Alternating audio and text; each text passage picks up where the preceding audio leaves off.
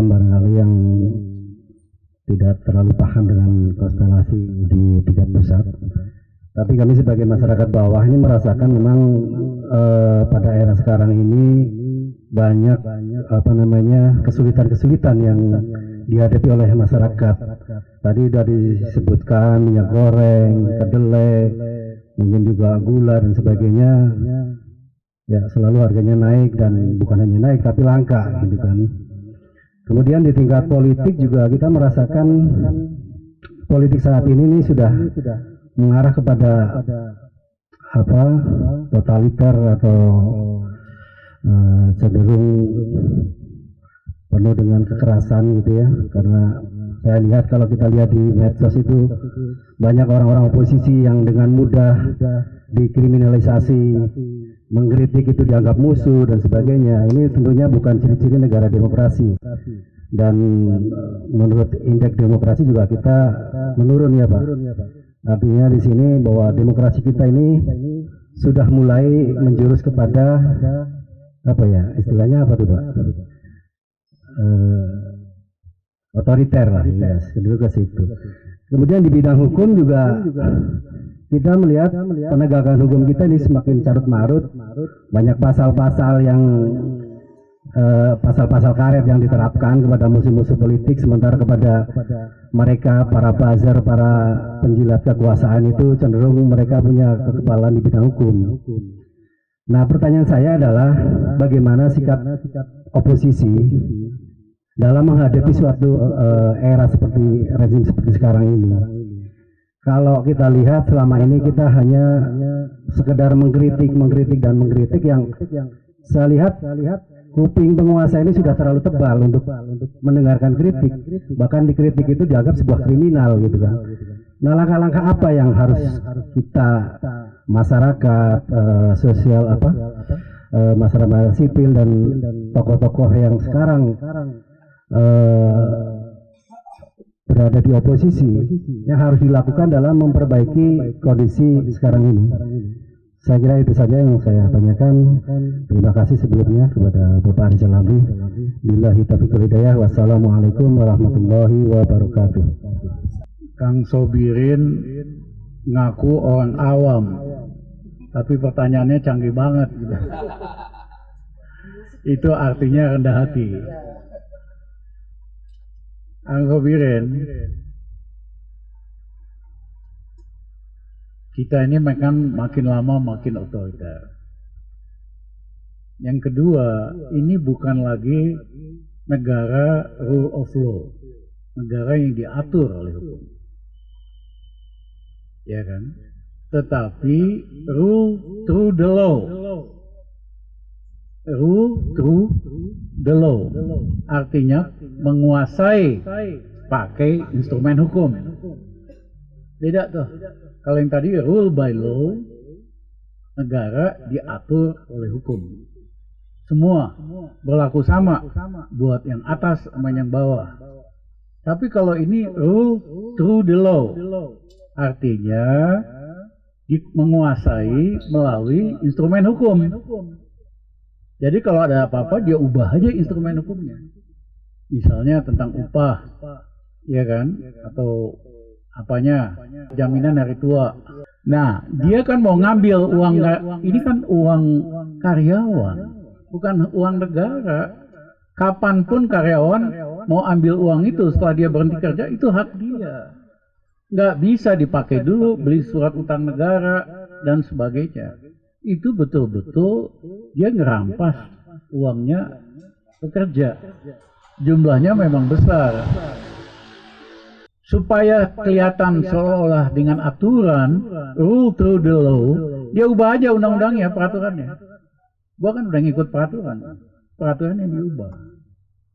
Ya, jadi rule through the law itu tergantung yang kuasa. Rule by law tergantung sama hukum. Nah, pemerintah ini udah rule through the law, ya kan? Dia abaikan aja. Kalau ada apa-apa, misalnya PHK supaya lebih cepat, ganti aja undang-undang omnibus law-nya. Ya, ganti aja undang-undangnya gitu. Nah, inilah yang terjadi hari ini.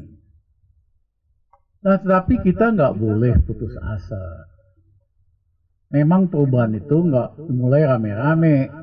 Perubahan itu biasanya dimulai oleh 10 orang doang, 7 orang doang, makin lama makin lebar, makin lama makin banyak. Kita aja harus sabar. Kalau soal sabar, masih belajar sama Kiai nih. Ya kan? Sabar, yang penting kita terus konsisten.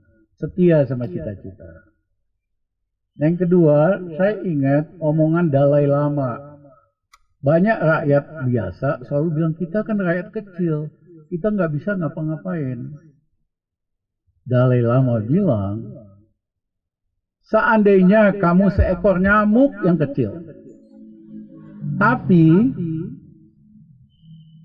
semalaman kamu ngoeng-ngoeng terus di telinga Tuhan kamu, nggak bisa tidur dia. Bayangin itu seekor nyamuk kecil, dia ngoeng-ngoeng terus di telinga tuannya, nggak bisa tidur. Bayangin kalau 20 juta ngoeng-ngoeng terus. Koit dia sebulan, nggak tidur sebulan. Jadi jangan underestimate kekuatan rakyat gitu. Ya, kita nih gampang putus asa. Iya kan? Jadi jangan terlalu pesimis. Ya, kita nggak bisa seperti zaman Pak Harto. Ya, habis zaman Pak Harto itu, saya dan kawan-kawan nggak mau ikut pemerintahan. Kita mau jadi orang profesi swasta.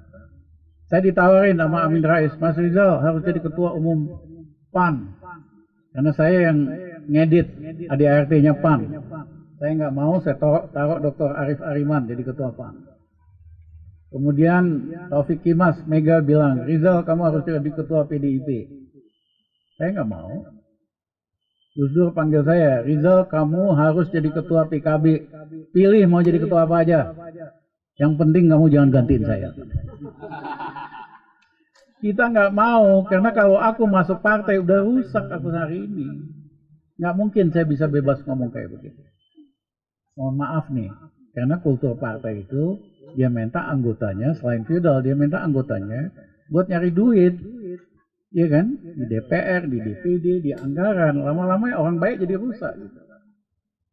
Nah, tapi nanti kita perlu benahi. Nah, jadi waktu itu teman-teman saya ajak masuk ke dalam partai, nggak ada yang mau.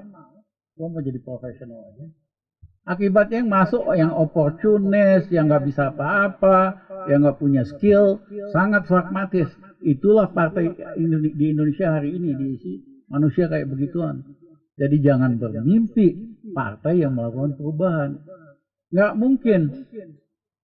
Ya, dulu zaman Bung Karno semua partai juga pro Bung Karno sampai last minute. Mahasiswa kok yang ubah Bung Karno, baru partai-partai geser kemudian pindah.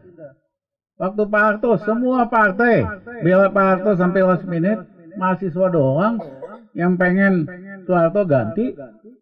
Begitu mahasiswa berhasil jatuhin Soeharto, barulah partai-partai sok-sok independen gitu. Hari ini juga sama, jangan bermimpi partai-partai yang melakukan perubahan.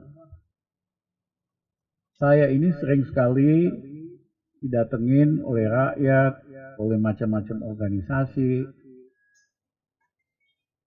mau ngadu sama kita. Misalnya pada Garuda nih, mau dibangkrutin, karyawannya, pilotnya datang ke rumah, minta tolong sama kita. Saya bilang, kamu datang ke DPR dong. Ah, nggak ada gunanya bang.